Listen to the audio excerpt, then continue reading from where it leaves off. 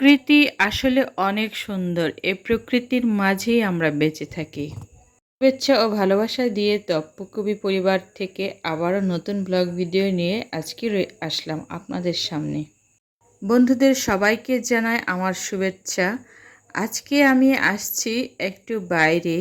বাইরে বের হয়ে অনেকটা ভালো লাগছে, কারণ এই মুহূর্তে কোনো বৃষ্টি নাই, কোনো রোদ নাই।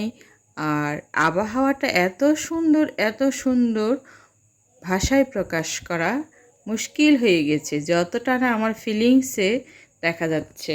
আশেপাশে কোনো কোলাহল নাই, রাস্তায় মানুষজন কম, বিধায় আমি একটু ফুলফিল আমেজ নিয়ে একটু ঘোরাফেরা করছি।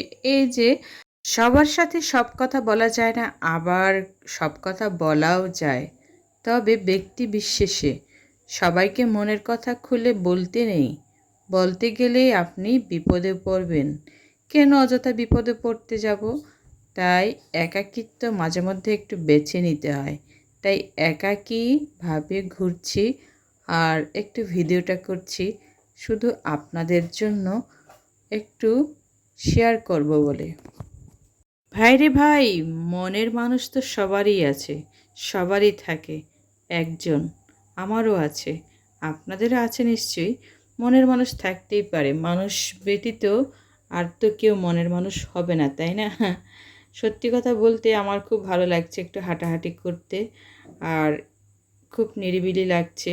একটু কিচিরমিচির পাখি ডাকছিল, পাখির আওয়াজটা আমি একটু মিউট করে দিয়েছি, আর আমার আওয়াজটাই ভয়েস ওভার দিয়ে আজকে ভিডিওটা করেছি।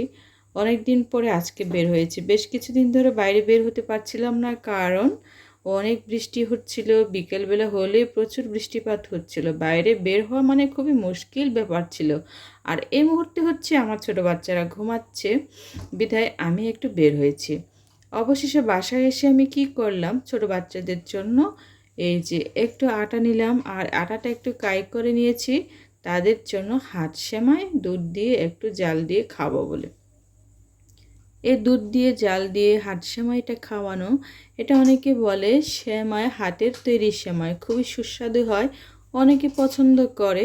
বেশিরভাগ মানুষরাই এই খাবারটা খুবই পছন্দ করে, আমারও কিন্তু খুব পছন্দের। তাই দেরি না করে আমি ঝটপট ওদের জন্য তৈরি করছি, কারণ ওরা নির্দ্বিধায় আরাম করে ঘুমাচ্ছে। ওদের জন্যই তো আমার এত কষ্ট। কষ্ট কেন করব না, কারণ ওরা যে আমার অতি শখের, অতি আদরের, পরম যত্নের। সন্তানেরা আসলে পিতামাতার কাছে পরম যত্নেরই হয়ে থাকে। প্রতিটি বাবা মায় তার সন্তানকে পৃথিবীর শ্রেষ্ঠ আদর, স্নেহ, ভালোবাসা, মায়া মমতা দিয়ে বড় করে থাকেন। আমিও তাই করি। এই যে দেখো আমার টুনটুনি কেমন করে ঘুমাচ্ছে, এখনো উঠেনি। উঠো।